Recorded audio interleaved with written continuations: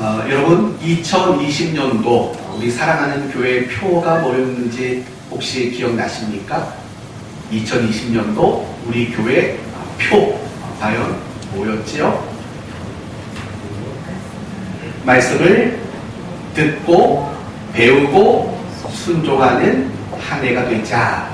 이게 2020년도 우리 사랑하는 교회 표였습니다. 그리고 오늘 본문과 오늘 제목이 또한 그 표로 전해진 말씀입니다. 과연 여러분은 어떻습니까? 지난 한 해 말씀을 듣고 배우고 순종하는 그런 한 해로 여러분은 사셨습니까? 하나님의 말씀을 따라서 과연 말씀대로 여러분은 사셨습니까? 오늘 이 말씀을 가지고 우리가 지난 한 해를 한번 점검해보고 또 새해를 시작하는, 잘 준비하는 그런 말씀이 되었으면 좋겠습니다. 오늘 본문의 내용은 이런 겁니다. 우리 모두가 행복한 삶을 살기 위해서 필요한 건 무엇일까? 이것을 우리에게 가르쳐주는 본문이 바로 오늘 함께 우리가 읽은 본문입니다. 오늘 본문은 이렇게 시작이 됩니다. 복 있는 사람은. 여러분 이거 듣기만 해도 얼마나 기분 좋은 말입니까? 복 있는 사람은 이렇게 시작을 합니다. 그렇다면 여러분이 생각하는 복이란 과연 무엇입니까? 여러분이 생각하는 복은 과연 뭐지요? 아마도 이런 생각을 하실지도 모르겠어요. 부자가 되는 것, 아프지 않고 오래 사는 것, 명예를 얻는 것, 권세를 얻는 것, 내가 하고자 하는 일들이 늘 잘 이루어지는 것. 아마도 우리는 이러한 것들을 복이라고 생각할지도 모르겠습니다. 그러나 우리는 그렇게 생각할 수 있지만 오늘 본문이 쓰여져 있는 이 히브리어 원문은 사실은 뜻이 조금 다릅니다. 히브리어의 원어의 뜻은 이 복이라는 말을 뭐라고 말하냐면 이렇게 말합니다. 무엇과도 비교할 수 없는 행복한 상태. 사실은 성경이 말하는 복이란 무엇인가를 많이 가지고 누리는 것이 복이라고 성경은 말하지 않습니다.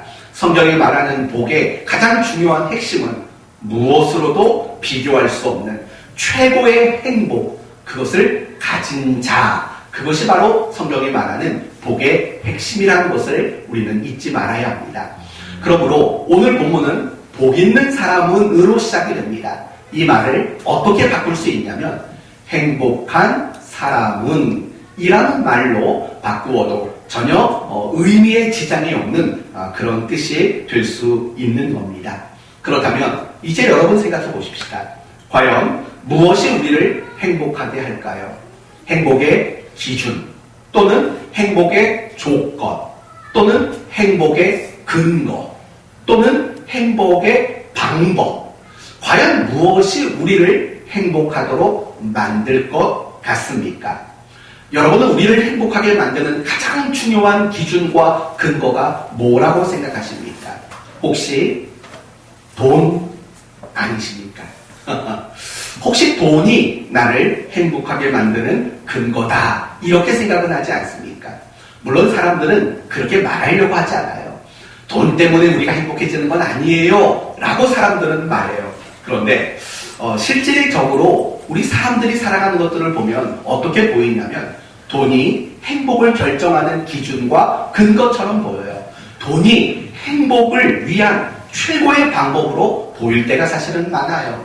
왜 그러냐면 우리가 가장 많은 열정과 가장 많은 시간을 쏟아붓는 곳이 어딘가 보세요. 과연 어떤 일에 우리가 가장 많은 열정과 시간을 쏟아붓는다고 생각하십니까? 아마 돈 되는 일일 거예요.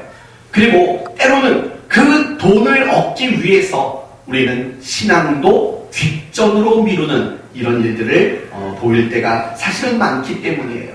그래서 때로는 우리의 모습을 보면 돈이 행복을 위한 절대적인 근거고 이유인 것처럼 보일 때가 사실은 많이 있다는 겁니다. 그러나 잊지 마셔야 합니다. 돈이라는 것이 우리의 행복을 결정짓는 기준과 근거는 되지 못한다는 겁니다. 만약에요, 정말 돈이 우리의 행복의 기준과 근거가 된다면 누가 제일 행복해야 될까요? 돈 많은 부자들이 제일 행복해야 합니다. 돈이 많은 나라에 사는 사람들이 가장 행복해야 마땅합니다. 예를 들면 GDP를 기준으로 말한다면 룩셈부르크, 스위스, 노르웨이 또는 아일랜드, 싱가포르, 미국, 여러분 이런 나라들이 GNP가 제일 높은 나라들입니다. 잘 사는 나라입니다. 그러면 그 나라 사람들이 제일 행복해야 합니다. 그리고 부자들이 가장 행복해야 합니다. 그러나 어디 그렇습니까? 부자인 나라가 또는 부자인 사람이 그 부자인 것만큼 가장 행복한 인생을 살아가고 있는 것처럼 보이십니까? 그렇지 못합니다.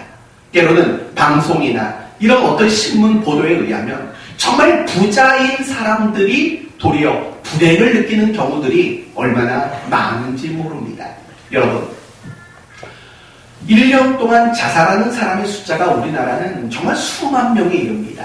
그런데 방송만 가지고 얘기하는 하기에는 뭐하지만 방송에서 누가 자살했다더라 라고 나오는 사람들을 보면 사실은 가난하고 궁핍해서 자살하는 사람보다는 사실 돈도 많고 인기도 있고 명예도 있는데 그런 길을 걸어가는 사람들이 훨씬 더 많이 나오는 것 아닙니까?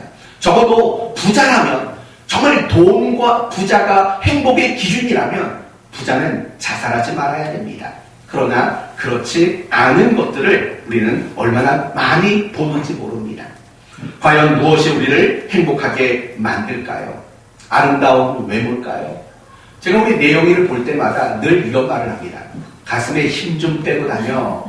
얘가 하도 헬스 운동을 많이 하니까 이게 막 이렇게 부풀어 있어요, 늘. 교만스럽게 이게 가슴이 부풀어 있어요. 그래서 힘 좀 빼고 다녀. 저거 보세요. 근데 얼마나 이 녀석이 운동을 했는지. 아무튼 저렇게 멋진 몸매를 가지면 행복할까요? 그렇지 않아요. 예쁜 외모를 가지면 행복할까요? 아니면 똑똑하면? 사실은 그런 것들이 우리를 행복하게 만들지 못한다는 사실을 잊지 말아야 돼요. 영국 속담에 이런 속담이 있다고 합니다. 하루 동안 행복하려면 이발을 하고, 일주일 동안 행복하려면 차를 사고, 한 달 동안 행복하려면 결혼을 하고, 1년 동안 행복하려면 새 집을 지어라 라고 말했습니다. 여러분, 이 속담이 의미하는 바는 뭔 것 같아요? 세상의 것은 우리에게 참다운 행복을 주지 못한다라는 거예요. 아무리 좋은 집을 짓고 살아도요, 고작 행복을 느낄 수 있는 기간은 1년밖에 안 된다라는 거예요. 세상의 것들은 결코 우리를 그렇게 행복하게 만들지 못하는 거예요. 성경에도요, 똑같은 말이 있어요. 전도서 1장 2절에 솔로몬이 이런 말을 합니다. 전도자가 가로되 헛되고 헛되며 헛되니 모든 것이 헛되도다. 이게 솔로몬이 한 고백이라고요. 여러분, 솔로몬이 어떤 사람이에요? 한 나라의 왕이었어요. 세상 사람들이 부러워할 만한 그런 모든 것을 가지고 모든 것을 누렸던 사람이에요. 그를 부러워하는 사람들이 세상 천지에 있었을 거예요. 그런데 솔로몬이 말하기를 그렇게 말하는 거죠. 다 헛되집디다. 그런 것들이 나를 행복하게 만들지 못했습니다. 라는 고백이 전도서 1장 2절의 고백이에요. 반대의 경우로 설명을 해봅시다. 종종 이런 말 하는 걸 여러분 들어본 적 있을 거예요. 내가 옛날에는 가난하고 정말 하루하루 먹고 살기도 힘든 그런 세월을 보냈는데 그때 생각해보면 참 그때가 좋았어. 이런 말 한 경우들을 여러분 자주 들어보셨을 거예요. 지금은 잘 먹고 잘 살아요. 지금은 부자예요. 그런데 옛날에는 가난하고 못 먹고 못 살았어요. 그런데 그때를 추억하면서 그때 참 행복했는데 이런 말하는 경우를 여러분 많이 보신 적이 있을 거예요. 성경에도 같은 케이스가 있어요. 하박국 3장의 말씀을 보시면 하박국 선지자가 그런 고백을 하죠. 뭐라고 고백합니까? 비록 무화과 나무가 무성치 못하며 포도나무에 열매가 없으며 감람나무에 소출이 없으며 밭에 식물이 없으며 우리의 양이 없으며 외양간에 소가 없을지라도 나는 여호와로 인하여 즐거워하며 나는 구원의 하나님으로 인하여 기뻐하리로다. 지금 이 하박국 선지자가 나열했던 거, 포도 열매, 감람 열매, 밭의 식물, 우리의 양과 소, 여러분 이것들은 뭐냐면 오늘날로 말하면 가장 중요한 재산 목록이라고요. 우리식대로 말한다면 그거죠. 돈, 명예, 지식, 권세, 외모 이런 것들을 말하는 거예요. 그런데 하박국 선지자에게는 그런 것들이 없었다라는 거예요. 그런데도 불구하고 하박국 선지자의 마음에는 무엇이 있었다고 말합니까? 행복함이 있었다라고 말하고 있는 거예요. 사랑하는 성도 여러분, 결국 세상의 어떤 것으로도 인간은 행복할 수 없어요. 세상의 어떤 방법으로도 인간은 행복을 누릴 수 없다라는 거예요. 세상적인 것, 세상적인 방법, 그것이 우리를 행복하게 말하지 않아요. 만들어주지 못해요. 그렇다면 이제 우리는 정말 진지하게 질문을 해야 돼요. 무엇이 나를 행복하게 만들 것인가? 무엇이 우리 인간을 행복한 사람으로 만들어줄 수 있는가? 라는 질문을 우리는 해봐야 합니다. 그리고 오늘 본문을 그런 관점으로 다시 한번 보세요. 오늘 본문을 보시면 우리가 정말 행복한 사람이 되기 위해서 하지 말아야 할 것을 말해요. 하지 말아야 할 것. 뭘 하지 말라고 말하죠? 1절을 보시면 행복한 사람이 되기 위해서 우리가 하지 말 것이 있대요. 그게 뭐라고 말하죠? 1절. 악인들의 꾀를 따르지 아니하며 죄인들의 길에 서지 아니하며 오만한 자들의 자리에 앉지 아니하는 것. 이 일들을 하지 말래요. 악인들 길의 꾀를 따라가거나 죄인의 길에 서거나 오만한 자의 자리에 앉는 것, 이건 절대로 하지 말래요. 그래야 행복할 수 있대요. 그러면서 2절을 보시면 해야 할 것이 있다고 말해요. 해야 할 것. 2절 뭘 하랍니까? 여호와의 율법을 뭐하래요? 즐거워하래요. 그리고 그의 율법을 주야로 뭐하래요? 묵상하래요. 이것만 하면 사람은 행복할 수 있다라는 거예요. 하지 말라는 게 뭐라고요? 악인의 꾀, 죄인의 길, 오만한 자의 자리에 앉는 거 하지 말래요. 왜 하지 말랄까요? 또 하라는 건 뭐지요?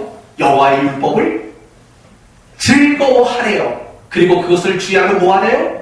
묵상하래요. 즐거워하고 묵상하는 거, 이건 하래요. 왜 해야 합니까?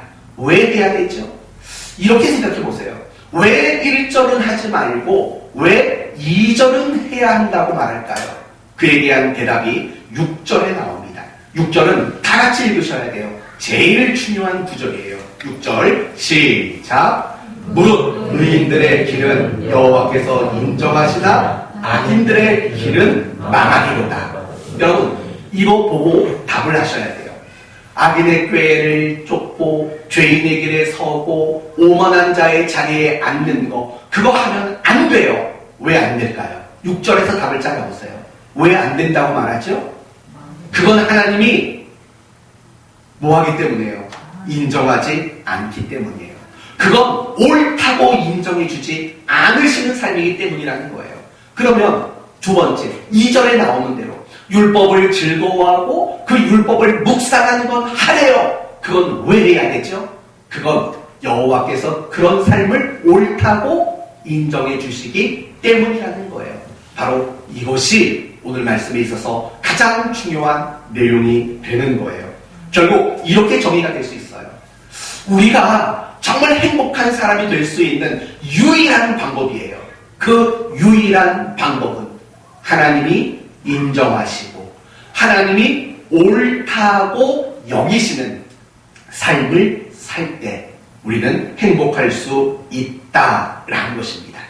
이거 말고는 행복의 이유와 기준과 조건과 방법과 근거는 없어요. 잠깐 행복할 수 있어요, 세상의 것으로는. 그러나 진정한 행복, 영원한 행복은 하나님이 인정하시고 옳다고 여겨주실 만한 그 삶을 살아내는 것, 그거 말고는 다른 방법이 없다고 시편 1편은 우리에게 그렇게 말씀해주고 있다는 겁니다. 사랑하는 성도 여러분, 이게 가장 중요해요. 하나님이 옳다고 인정해주는 삶, 그 삶을 살아갈 때에만 인간은 행복할 수 있는 거예요. 왜 그러냐고요? 하나님이 우리 인간을 처음부터 그렇게 창조하셨기 때문입니다. 하나님께 옳다고 인정받는 삶, 그 삶을 살 때 인간은 행복할 수 있도록 그렇게 지음받았기 때문입니다. 여러분, 하나님은 아담과 하와를 창조하셨습니다. 그리고 그들을 어느 동산에서 살게 하셨죠? 에덴 동산에 살게 하셨어요. 그러면 여러분, 에덴이라는 뜻이 뭡니까? 에덴. 에덴이라는 뜻이 뭐죠? 행복, 기쁨, 즐거움이라는 뜻이에요. 에덴은 행복의 동산이었어요. 에덴은 행복의 장소였다라는 거예요. 그 장소에 인간을 두시면서 하나님이 하셨던 말씀이 있어요. 뭐라고 말했나요? 선악을 알게 하는 나무의 실과는 따먹지 말아라. 그거 먹는 날에는 죽으리라 라고 말씀하셨어요. 그러니까 무엇이에요? 그것을 따먹지 않아야지만 하나님께 옳다고 인정받을 수 있는 삶이 되는 거예요. 그러나 결국에는 인간은, 아담과 하와는 선악을 알게 하는 나무의 실과를 따먹었다고요. 무슨 말이에요? 그것을 단지 따먹었다라는 것은 죄를 지었다라는 말로 제한되는 것이 아니라 하나님이 옳다고 인정해주는 그 삶에서 이제는 이탈하고 말았다라는 거예요. 그렇다면 여러분, 인간이 그 아담과 하와가 선악을 알게 하는 나무의 실과를 따먹은 이유가 뭡니까? 뱀이 와서 유혹을 했잖아요. 이거 먹어라. 먹으면 어떻게 된다? 눈이 밝아진다. 그래서 어떻게 된다? 하나님처럼 될 것이다. 결국 오늘 본문 1절과 똑같은 내용인 거예요. 악인의 꾀, 죄인의 길, 오만한 자리에 앉는 것. 결국 인간은 그 자리로 나아갈 수밖에 없었던 거죠. 그리고 또 한 가지, 말씀을, 선악을 알게 하는 나무의 열매를 먹으면 죽는다 라는 하나님의 그 말씀을 묵상하는 일, 그 일을 또 실패하고 만 거지요. 결국 아담과 하와는 하나님 앞에 옳다고 인정받는 그 삶을 실패하고 말았던 겁니다. 그래서 그는 에덴 동산에서 추방을 당하고 그는 행복이 끝이 나버리는, 행복이 상실한, 행복이 없는 그런 인생을 그는 살 수밖에 없었던 겁니다. 사랑하는 성도 여러분, 인간의 행복은 오직 하나님이 옳다고 인정하는 그 삶을 살아갈 때에만 인간은 행복할 수 있는 겁니다. 그러면 물어봅니다. 지금 여러분은 행복하십니까? 이게 쉬운 질문인데 생각을 많이 하게 하는 질문이죠. 지금 여러분은 행복하십니까? 그리고 지난 한 해 여러분은 행복하셨습니까? 라는 질문을 여러분은 스스로 듣고 답하셔야 합니다. 만약에 여러분이 나는 지금 행복하지 않아 라고 생각이 든다면 이유가 뭘까요? 나는 2020년도 한 해를 살면서 내가 행복하지 못했다면 과연 그 이유는 뭘까요? 분명한 건 돈 문제가 아니었을 거예요. 건강의 문제도 아니었을 거예요. 또는 자식 때문도 아니었을 거예요. 내가 행복하지 않았다면 오직 그 이유는 한 가지뿐이에요. 뭘까요? 하나님 앞에 옳다고 인정받는 그 삶을 살아내지 않았기 때문이라는 거예요. 내가 하나님이 보시기에 옳다고 인정받을 만한 삶, 그 삶과 거리가 먼 삶을 살았기 때문에 우리는 행복을 느낄 수가 없었던 거예요. 이것이 성경이 우리에게 주는 대답이에요. 이 답 말고 정확한 답은 없어요. 사람들은 늘 말하잖아요. 돈이 없어서 행복하지 못하다고. 내가 몸이 건강하지 못해서 행복하지 못하다고 말을 해요. 자식 때문에 행복하지 못하다고 말해요. 사실은 아니에요. 그것 때문에 여러분이 행복을 느끼지 못한 게 아니에요.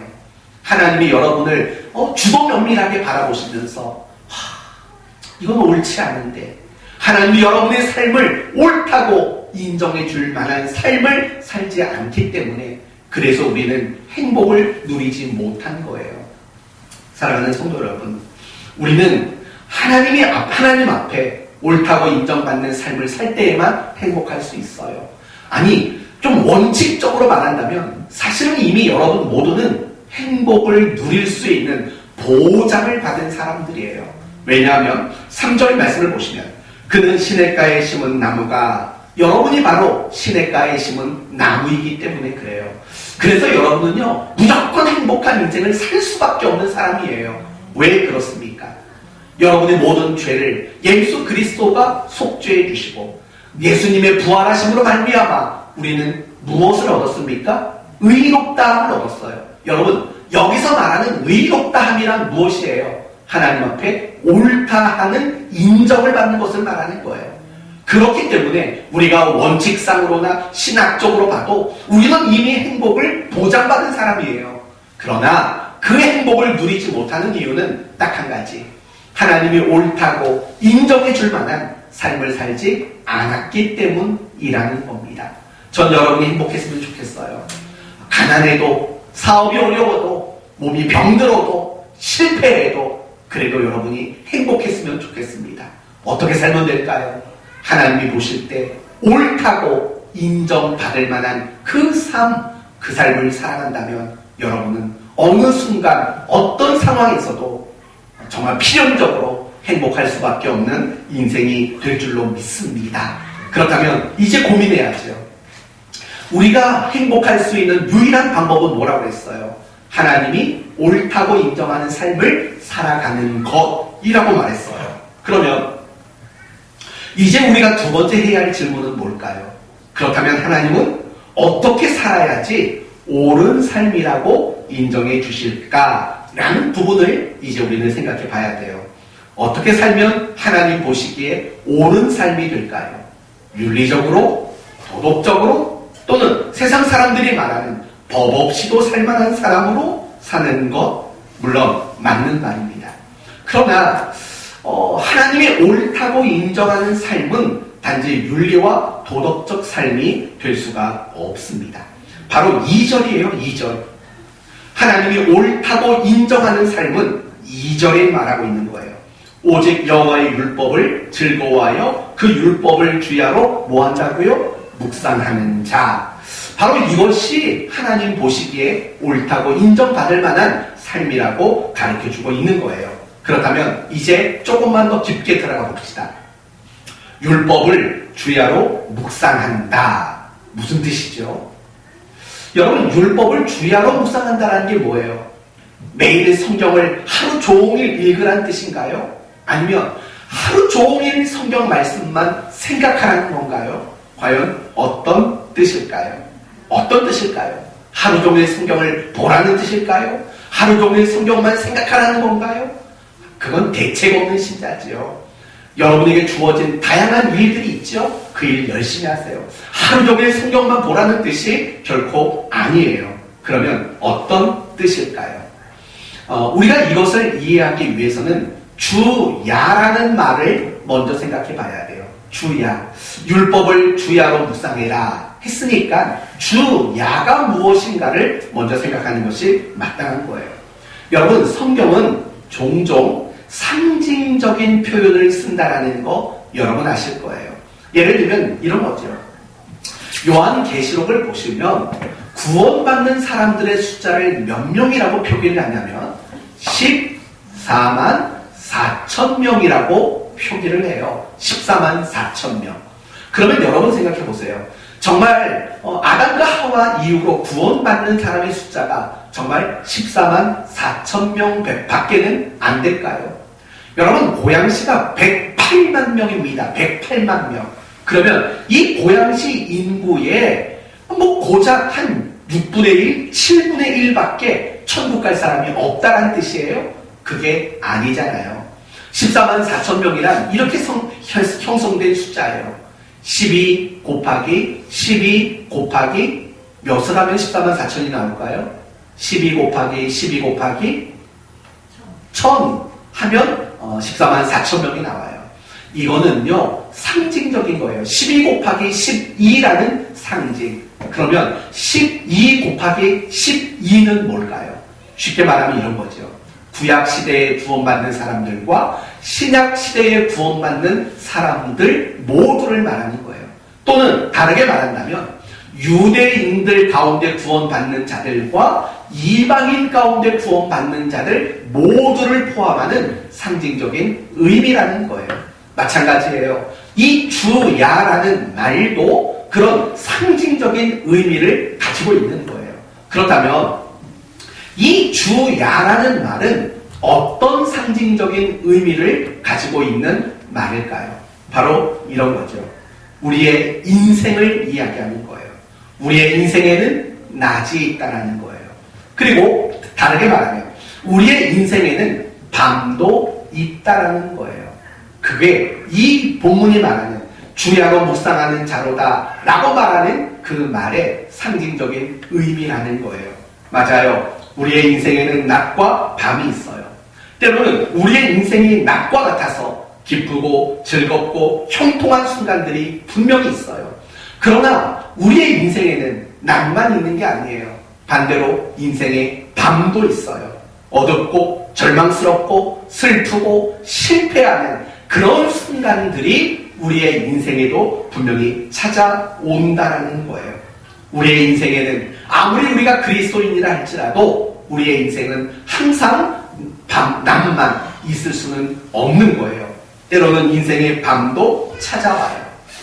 이런 관점으로 본다면 시편은 150편으로 기록되어 있는데 그 150편의 이야기는 결국 무엇이냐면 인생의 낮을 맞이한 사람들의 기쁨과 감사와 찬송의 시인 것이고 또 반대로 인생의 밤을 만난 사람들의 그 고통과 그 괴로움과 그 눈물과 탄식의 이야기가 결국 시편 전체가 담고 있는 내용이라는 것입니다.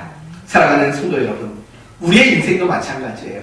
우리의 인생도 어떨 때는 낮이 찾아와요. 그래서 얼마나 기쁘고 얼마나 행복하고 얼마나 즐거운지 몰라요. 그러나 때로는 우리의 인생에도 밤이 찾아와요.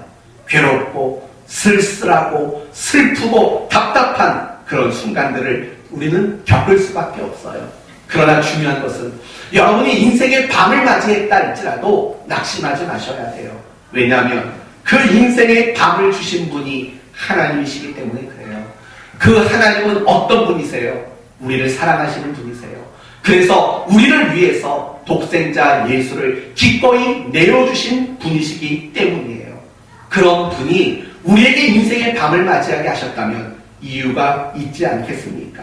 적어도 여러분의 인생의 밤이 우리에게 손해가 되거나 무의미한 그런 것들은 되지 않을 겁니다.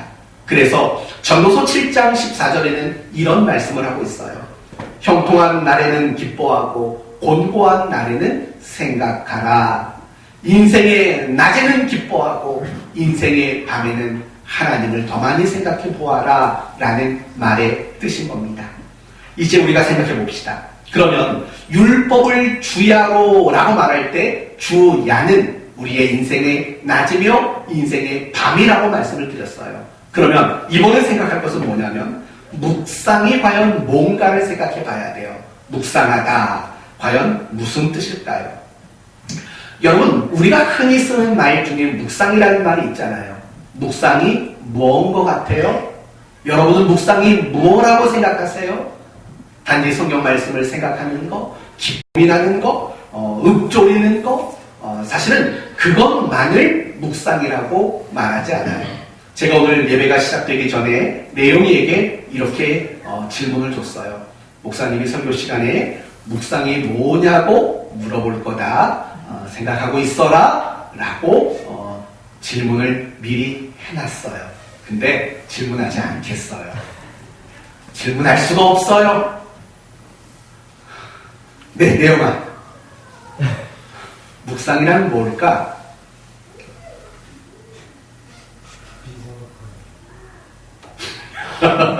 네, 그거 방금 전에 목사님이 얘기했는데 깊이 생각하는 거 대부분 그럴 거예요. 성경책을 펴놓고 많이 생각하고 깊게 생각하는 거 이걸 묵상이라고 생각할 거예요. 그런데요, 성경을 보면 참 오늘 본문과 거의 똑같은 내용이 기록된 성경 구절이 있어요.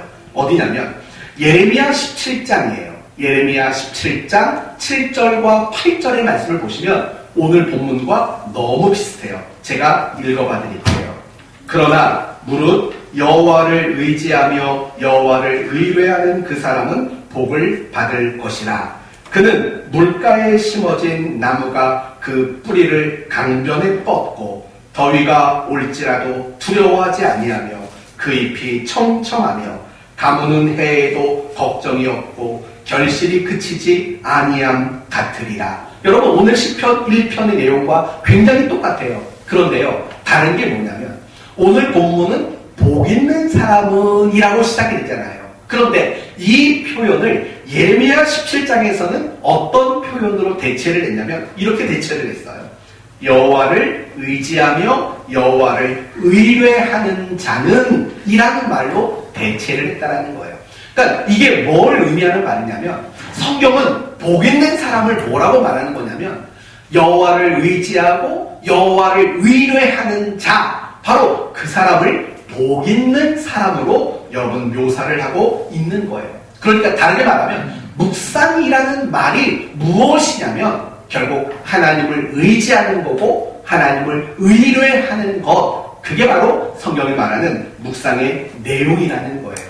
사랑하는 성도 여러분, 묵상은 그저 10번, 100번 읽는 게 아니에요. 묵상이란 성경을 너무 골똘히 생각만 하는 게 묵상이 아니에요. 여러분, 묵상의 가장 중요한 초점은 뭐냐면 내가 하나님을 의지하는 마음과 내가 하나님을 의뢰하는 마음을 가지는 게 묵상의 출발이라는 거예요. 내가 성경을 왜 봐요? 그 뜻이 뭔가를 알려고 보는 게 아니에요.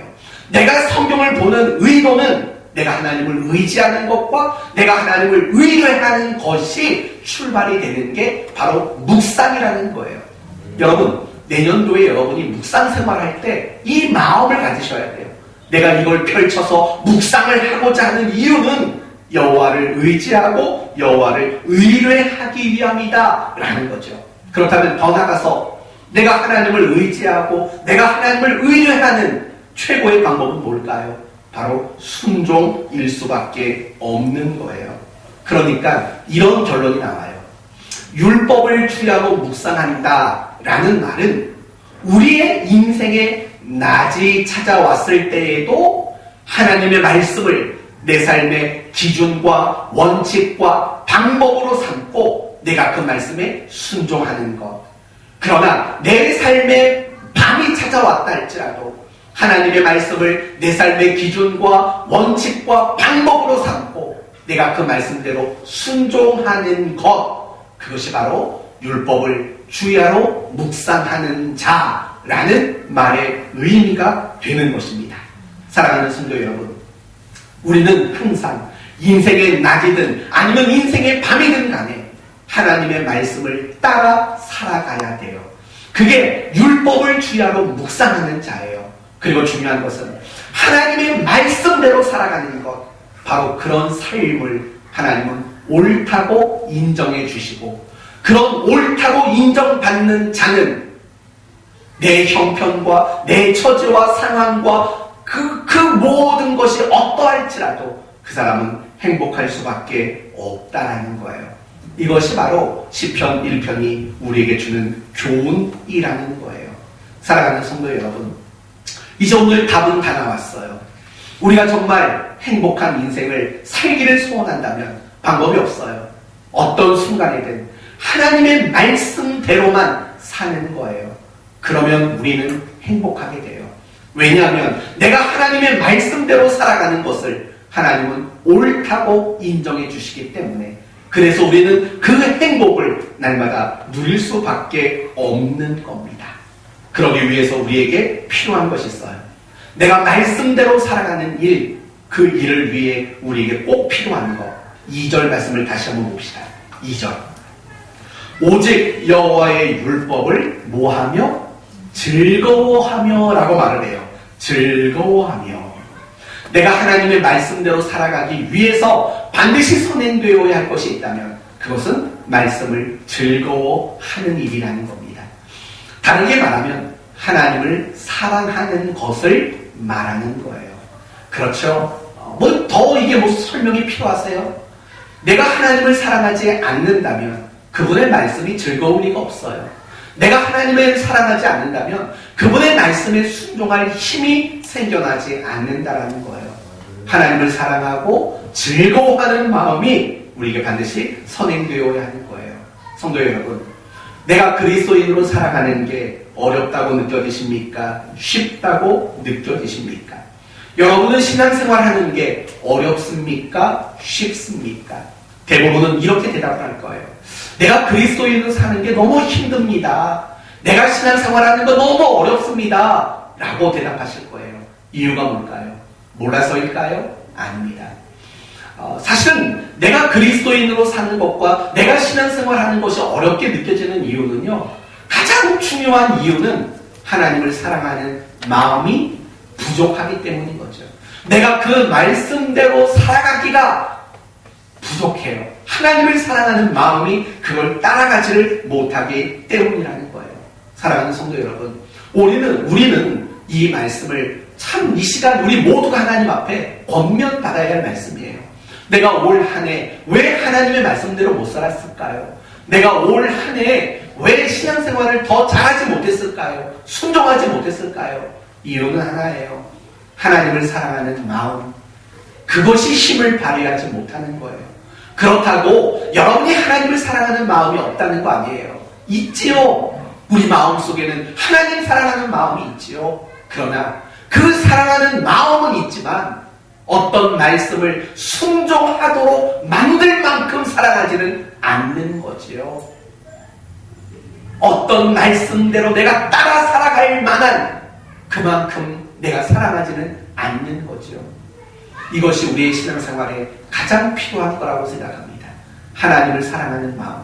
여러분, 내가 하나님을 사랑하는 마음이 충만하다면, 가득하다면 내가 못할 게 뭐가 있겠습니까? 내가 순종하지 못할 게 뭐가 있고 내가 헌신하지 못할 게 뭐가 있어요? 항상 순종과 헌신 앞에 내가 망설여지고 내가 갈등이 되는 이유가 뭐예요?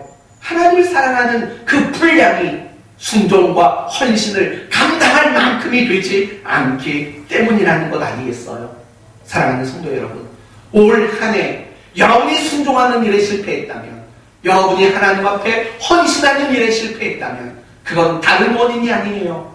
하나님을 사랑하는 마음이 그것들을 해낼 만큼 되어지지 못하기 때문이라는 거예요. 이 말씀이 우리 모두의 신앙의 양심을 깨우치는 말씀이 되었으면 좋겠습니다. 그래서 하나님을 더 사랑하는 마음 품으시고, 그래서 말씀대로 살아갈 수 있는 여러분 모두가 되시기를 바랍니다. 이제 오늘 말씀을 마치겠습니다. 하나님은 우리에게 정말 행복을 주시기를 원하시는 그런 하나님이십니다. 아니요, 이미 우리에게는 행복을 누릴 수 있는 모든 보장을 주셨어요. 그런데도 불구하고 우리는 행복을 누리지 못하고 날마다 불행하다고 말하며 살아가요. 이유가 뭘까요? 돈 때문도 아니고 건강 때문도 아니고 내가 하는 일이 잘 안 돼서도 아니에요. 내가 하나님 앞에 옳다고 인정받을 만한 삶을 살지 않기 때문이에요. 그렇다면 우리가 앞으로 새해에 더 행복한 삶을 살기를 원하신다면 방법은 하나예요. 하나님이 옳다고 여기는 삶을 살면 돼요. 하나님은 어떤 것을 옳다고 여기실까요? 인생의 낮에도 인생의 밤에도 하나님의 말씀대로만 살아가는 것, 바로 그런 삶을 살 때 하나님은 옳다고 인정하실 거예요. 그러면 우리가 그런 삶을 살기 위해서 우리에게 필요한 것이 뭐라고요? 하나님을 즐거워하고 그 하나님을 사랑하는 마음을 만드는 것, 이것이 우리가 행복한 사람이 되는, 행복한 삶을 누리는 방법임을 말씀을 통해서 함께 살펴봤습니다. 이제 2020년도가 저물어 갑니다. 나는 과연 순종하며 하나님 말씀대로 살았는지, 하나님을 사랑했는지 잘 점검하시고, 이제 2021년도에는 하나님을 사랑하는 마음으로 말씀대로만 사셔서 하나님께 옳다고 인정받고, 그래서 날마다 행복을 누리게 되는 저와 여러분 모두가 되시기를 예수님의 이름으로 축원드립니다. 아멘.